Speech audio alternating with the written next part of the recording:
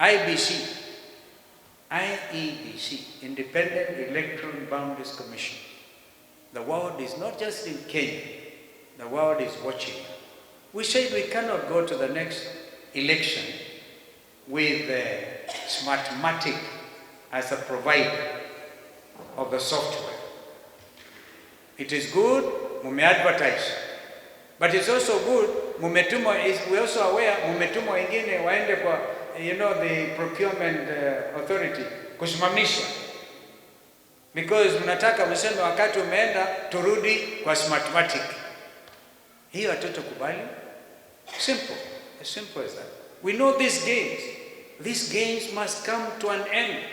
We want to settle this country as a democratic country in terms of Article 1 of the Constitution of Kenya, where the sovereign power belongs to the people. And the people can choose to exercise it either directly or through their elected representatives.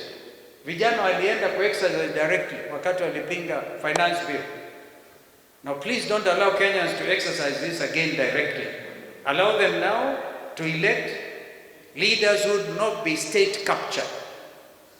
Ya mwisho, nyinyi wana county ya Machakos, nyinyi elected leaders, kwa nini mnaibisha wananchi waliowachagua?